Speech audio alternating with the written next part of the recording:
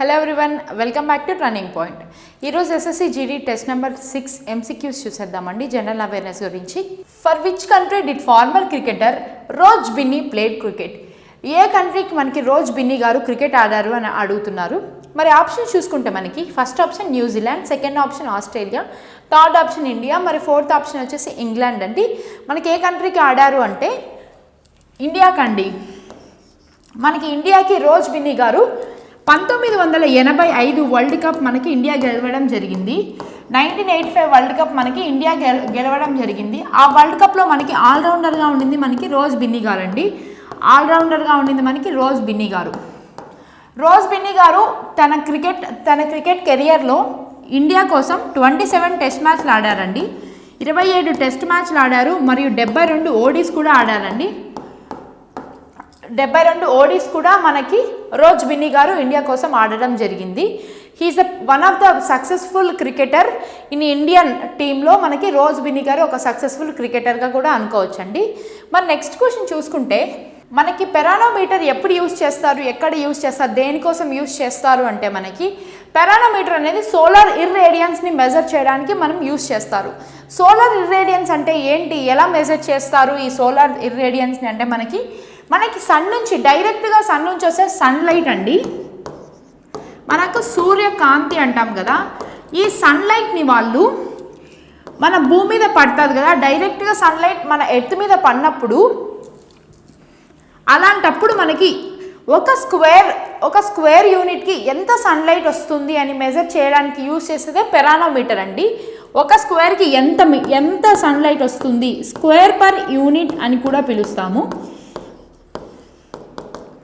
Sunlight that received square per unit, ఒక square per యూనిట్కి sunlight ఎంత రిసీవ్ అవుతుంది భూమి మీద అని దాన్ని మెజర్ చేయడానికి మనకి పెరానోమీటర్ని యూజ్ చేస్తారండి. So option number 1 correct answer. మరి విండ్ స్పీడ్ని ఎలా మెజర్ చేస్తారు అంటే మనకి ఎలా మెజర్ చేస్తారు విండ్ స్పీడ్ని అంటే అనినోమీటర్ ద్వారా మనకి విండ్ స్పీడ్ని మెజర్ చేస్తారండి. మన అట్మాస్ఫియరిక్ ప్రెజర్ని ఎలా మెజర్ చేస్తారు, ఏ ఇన్స్ట్రుమెంట్ యూజ్ చేసి మనకి అట్మాస్ఫియరిక్ ప్రెజర్ని మెజర్ చేస్తారు అంటే బారోమీటర్ అండి. బారోమీటర్ మనం యూజ్ చేసి మనకి అట్మాస్ఫియరిక్ ప్రెజర్ని మెజర్ చేస్తారు. ఈ ఇన్స్ట్రుమెంట్ యూజ్ చేసి మనకి అట్మాస్ఫియరిక్ ప్రెజర్ని మెజర్ చేయడం జరుగుతుంది. మన నెక్స్ట్ క్వశ్చన్ చూసుకుంటే which article of Indian constitution outlines the principle of just and human conditions of work?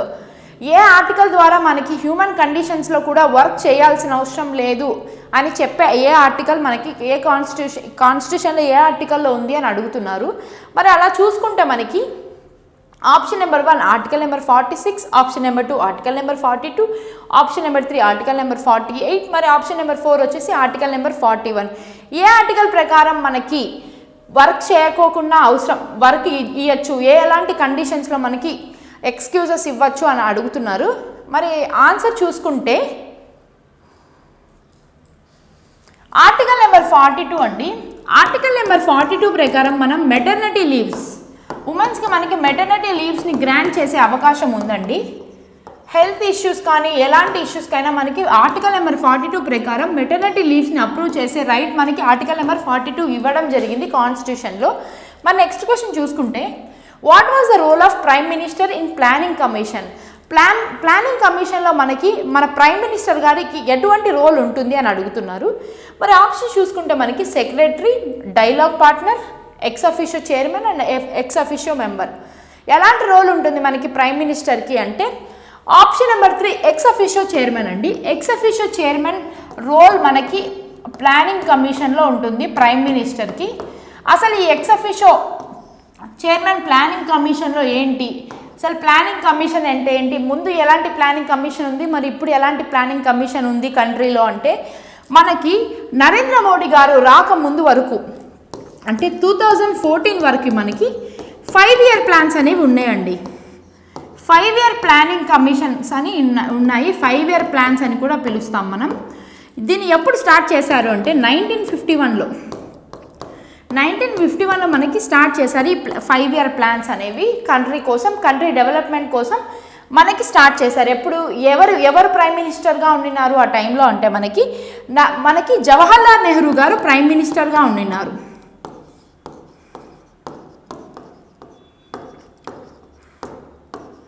Jawaharlal Nehru గారు 1951లో 5-year ప్లాన్ స్టార్ట్ చేసినప్పుడు మనకి ప్రైమ్ మినిస్టర్గా ఉండినాడు. సో అలాంటప్పుడు మనకి ఎక్స్ అఫీషియో చైర్మన్గా కూడా జవహర్లాల్ నెహ్రూ గారే ఉండినారండి. అలాగే చూసుకుంటే 2014 ఎప్పుడైతే మనకి నరేంద్ర మోడీ గారి గవర్నమెంట్ బీజేపీ గవర్నమెంట్ మనకి వచ్చినప్పుడు అంటే నరేంద్ర మోడీ గారు ప్రైమ్ మినిస్టర్ అయినప్పుడు ఈ 5-year ప్లాన్స్ అనేవి పూర్తిగా ఆపేశారండి. పూర్తిగా ఆపేసి ఈ 5-year ప్లాన్స్ని మనకి నీతి ఆయోగ్గా మార్చారు. నీతి ఆయోగ్గా మార్చారండి 2014 తర్వాత నుంచి. సో ఈ నీతి ఆయోగ్ ఎక్స్ అఫీషియల్ చైర్మన్గా మనకి ప్రైమ్ మినిస్టర్ వ్యవహరించడం జరుగుతుంది. సో మనకి ఇది ఇవాళ క్వశ్చన్. మన నెక్స్ట్ క్వశ్చన్ చూసుకుంటే which of the following is not responsible for investigating complaints of violation of human rights in India అని అడిగారండి. మనకి ఆప్షన్ చూసుకుంటే national human rights commission of India, national commission of women, national commission for schedule caste and international human rights commission.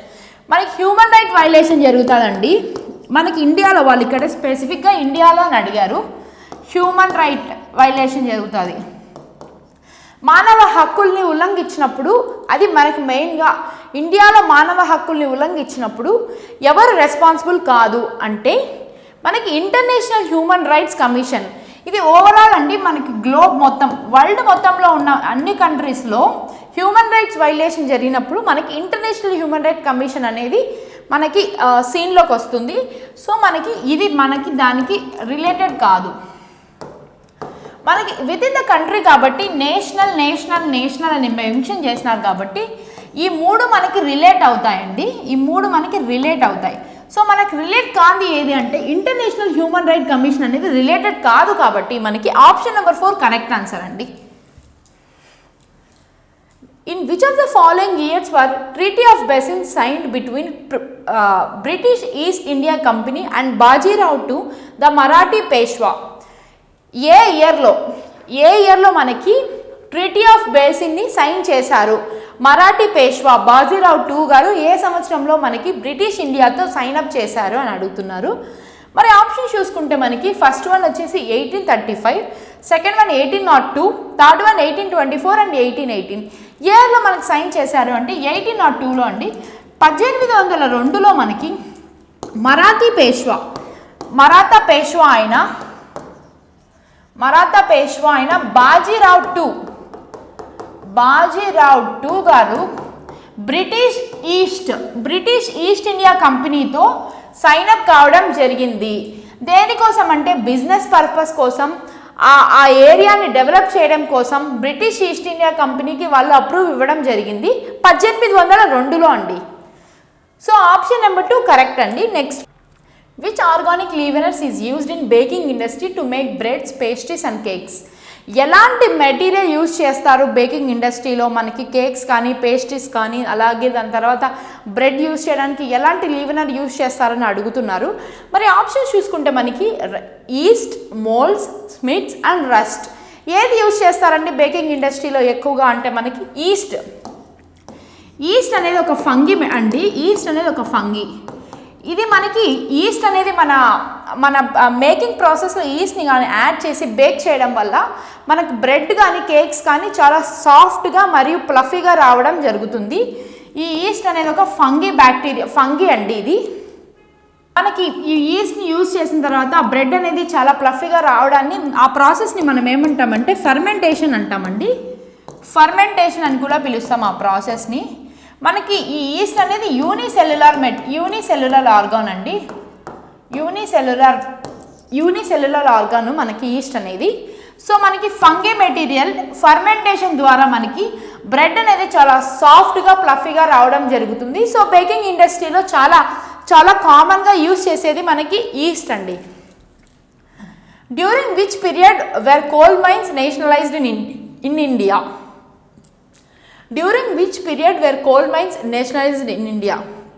Cold mines మనకి ఏ సంవత్సరంలో nationalise చేయడం జరిగింది అంటే ఆప్షన్స్ చూసుకుంటే మనకి 1961 to 1965, 1966 to 1970, 1971 to 1975 and 1976 to 1980.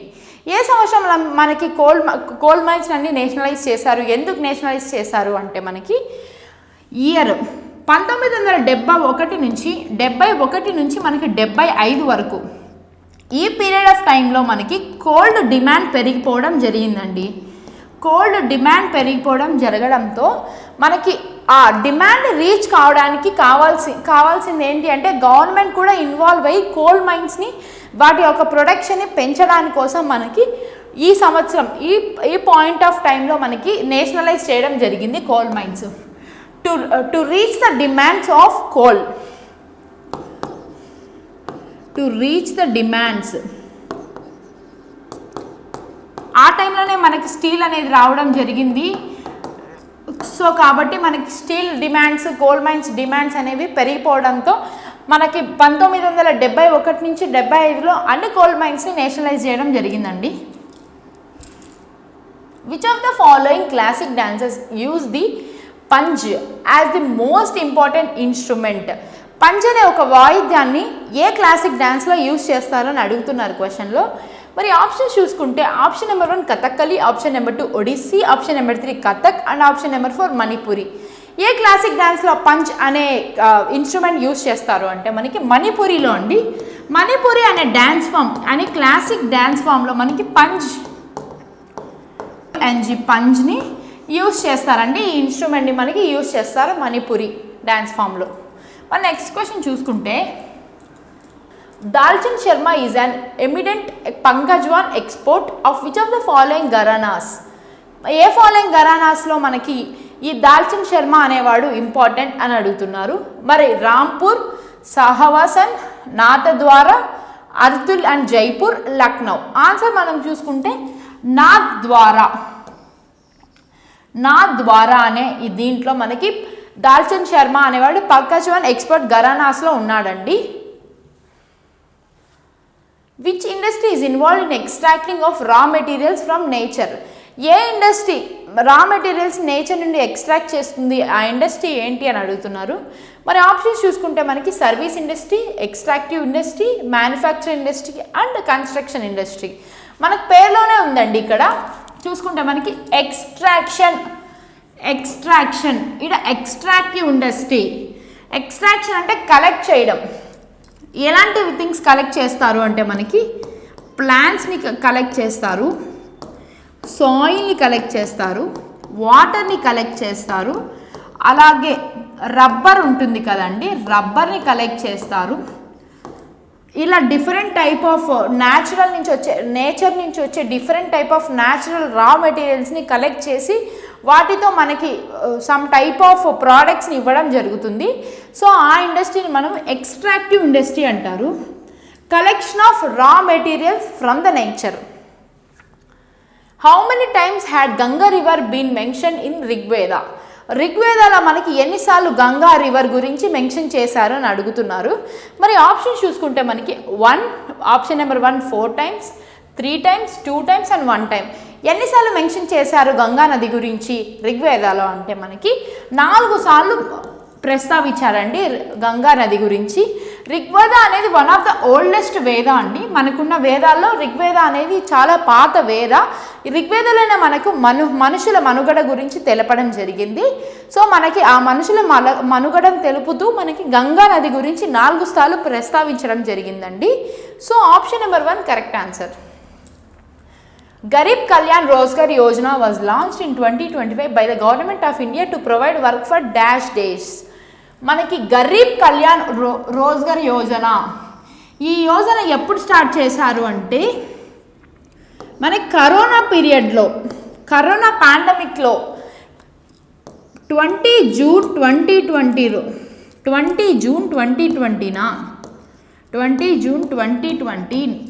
మనకి ఈ గరీబ్ కళ్యాణ్ రోజ్గార్ యోజన అనేది స్టార్ట్ చేయడం జరిగింది. ఎందుకు స్టార్ట్ చేశారు ఈ పాండమిక్లో? అలాంటి యోజన ఎందుకు స్టార్ట్ చేశారు అంటే మనకి వర్క్, ఎంప్లాయ్మెంట్, మైగ్రెంట్స్ ఈ రాష్ట్రంలో ఉండేవాళ్ళు ఈ రాష్ట్రంలోనే ఇరక్కపోయి పక్క రాష్ట్రంకి వెళ్ళి ఇరక్కపోయినా అలా చాలా మైగ్రెంట్స్ ఉంటారు కదండి, వాళ్ళకి ఎంప్లాయ్మెంట్ ఇవ్వడం కోసం ఈ రోజ్గర్ కళ్యాణ్ యోజన అనేది స్టార్ట్ చేశారండి.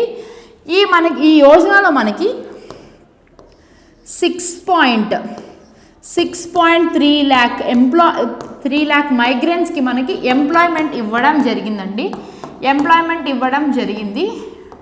6.3 లక్షల మందికి ఎంప్లాయ్మెంట్ కల్పించి ఎన్ని రోజులకి ఎంప్లాయ్మెంట్ అంటే 125 రోజులకి 125 రోజులకి మనకి ఈ ఎంప్లాయ్మెంట్ ఇవ్వడం జరిగింది. మనకి ఎంత ఖర్చుతో ఈ ఎంప్లాయ్మెంట్ స్కీమ్ని స్టార్ట్ చేశారు అంటే 50,000 కోట్లు 50,000 crores బడ్జెట్తో మనకి ఈ గరీబ్ కళ్యాణ్ రోజ్గర్ యోజనని స్టార్ట్ చేసి ఎంప్లాయీస్కి అంటే ఆ మైగ్రెంట్స్కి ఎంప్లాయ్మెంట్ ఇవ్వడం జరిగిందండి. ఎప్పుడంటే ఇది జూన్ 20న స్టార్ట్ చేశారు. జూన్ 20, 2020 రోజున స్టార్ట్ చేయడం జరిగింది. In which of the following countries does the Brahmaputra river not flow? Brahmaputra నది ఏ కంట్రీస్లో ప్రవహించదు అని అడుగుతున్నారు. మరి ఆప్షన్స్ చూసుకుంటే option number 1 China, option number 2 Bangladesh, option number 2 Nepal, option number 4 India. మనకి బ్రహ్మపుత్ర అసలు పుట్టిందే మనకి చైనా టిబెట్లో అండి. చైనాలో ఉన్న టిబెట్లో మనకి బ్రహ్మపుత్ర అనేది పుట్టడం జరిగింది. అది మనకి బంగ్లాదేశ్కి ప్రవహిస్తుంది, ఇండియాలో ప్రవహిస్తుంది. మరి ప్రవహించనిది ఫ్లో కాంది నేపాల్లో ఒక్కటే అండి. మనకి నేపాల్లో కోషి నది ఫ్లో అవుతుందండి. కోషి రివర్ ఫ్లో అవుతుంది మనకి నేపాల్లో. దాన్ని మనం సారో రివర్ కూడా అంటామండి. సారో రివర్ కూడా అంటాము. కోషి రివర్ని మనం సారో రివర్లో అనుకుంటాము. ఇది నేపాల్ నుంచి స్టార్ట్ అయ్యి ఇండియాలోని గంగా రివర్లో కలిసిపోతుందండి ఈ కోషి రివర్ అనేది. సో మనకి ఆప్షన్ నెంబర్ 3 అనేది కరెక్ట్ ఆన్సర్. నేపాల్లో బ్రహ్మపుత్ర ప్రవహించదు.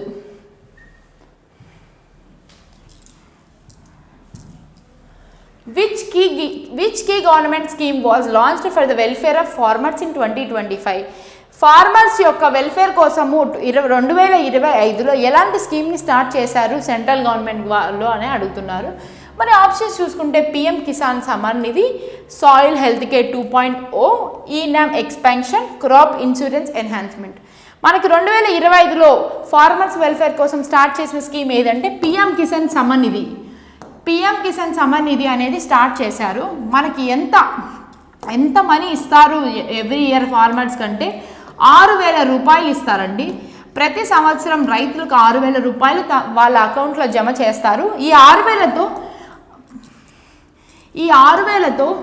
రైతులకు కావాల్సిన ఫార్మర్స్కి కావాల్సిన సీడ్స్ తెచ్చుకోవడానికి కానీ లేదంటే వాళ్ళ అగ్రికల్చర్ ఇరిగేషన్స్ని వాళ్ళ టెక్నాలజీని ఇంప్రూవ్ చేసుకోవడానికి ఎవ్రీ ఇయర్ 6,000 రూపాయలు ప్రతి ఒక్కరి రైతు అకౌంట్లో జమ చేయడం జరుగుతుంది.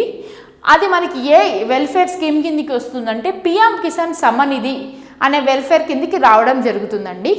మరి నెక్స్ట్ క్వశ్చన్ చూసుకుంటే the new spacecraft Gaganyaan is schedule for launch in which year? ఏ ఇయర్లో మనకి గగన్యాన్ లాంచ్ చేయబోతున్నారు అని అడుగుతున్నారు. మరి ఆప్షన్స్ చూసుకుంటే మనకి 2027, 2026, 2028 అండ్ 2029. గగన్యాన్ 2 అనేది ఒక హ్యూమన్ మిషన్ అండి. ఇది ఒక హ్యూమన్ మిషన్. ఈ హ్యూమన్ మిషన్లో మనకి ఏముంటుంది అంటే హ్యూమన్స్ని అంతరిక్షంలో పంపించాలా. హ్యూమన్స్ని అంతరిక్షంలో పంపించడమే ఈ గగన్యాన్ మిషన్ ఒక మెయిన్ ఎయిమ్ అండి. సో మనకి ఏ ఇయర్లో లాంచ్ చేస్తున్నారు అంటే మనకి 2026లో గగన్యాన్ మిషన్ని లాంచ్ చేయబోతున్నారు. The one district one product scheme focuses on developing which sector? ఏ సెక్టార్లో one district one products scheme అనేది డెవలప్ కావడానికి స్టార్ట్ చేశారు అంటే మరి ఆప్షన్స్ చూసుకుంటే first one tourism, second one agriculture, third option చూసుకుంటే handicrafts and industries, fourth option చూసుకుంటే మనకి ఎడ్యుకేషన్. అసలు ఈ వన్ డిస్ట్రిక్ట్ ఓడిఓపిని స్టార్ట్ చేసిన ఫస్ట్ స్టేట్ ఏది అంటే మనకి ఉత్తరప్రదేశ్ అండి. ఉత్తరప్రదేశ్లో మనకి ఫస్ట్ ఓడిఓపి అనేది స్టార్ట్ చేశారు ఉత్తరప్రదేశ్లో. మనకి ఉత్తరప్రదేశ్లో ఏ ప్రోడక్ట్ మీద స్టార్ట్ చేశారంటే బెనారస్ బెనారసి శారీస్ మీద ఓటీఓపీని స్టార్ట్ చేశారు ఉత్తరప్రదేశ్ గవర్నమెంట్ వాళ్ళు. ఎందుకు స్టార్ట్ చేశారు అంటే ఏ ఇండస్ట్రీకి సంబంధించింది అంటే ఎందుకు డెవలప్ చేసుకోవడానికి, వాళ్ళ డిస్ట్రిక్ట్ ఒక ప్రోడక్ట్ని వాళ్ళు డెవలప్ చేసుకొని ఎన్హాన్స్ చేసుకోవడానికి వాళ్ళు ఈ స్కీమ్ని స్టార్ట్ చేశారు. మనకి అది ఏ ఇండస్ట్రీ కిందికి వస్తుంది అంటే మనకి హ్యాండిక్యాప్స్ అండ్ ఇండస్ట్రియల్ సెక్టర్ కిందికి వస్తుందండి ఈ product. So option number 3 correct answer అండి. మనకి ఇది ఏ సంవత్సరంలో స్టార్ట్ చేశారు అని కూడా అడగచ్చు. మనకి ఇది 2018లో స్టార్ట్ చేయడం జరిగిందండి.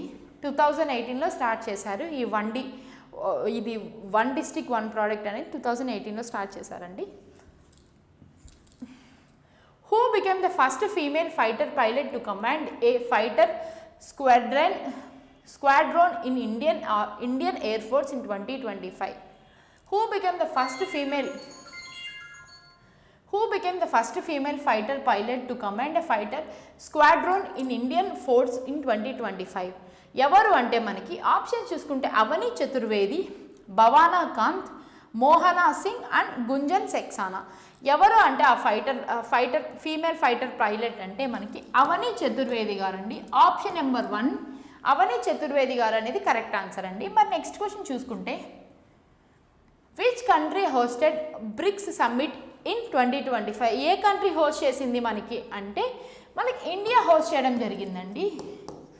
BRICS బ్రిక్స్ అనేది అంటే దాని ఫుల్ ఫామ్ చూసుకుంటే మనకి B ఫర్ బ్రెజిల్ అండి, B for Brazil, R for Russia అండి, మరి I ఫర్ ఇండియా,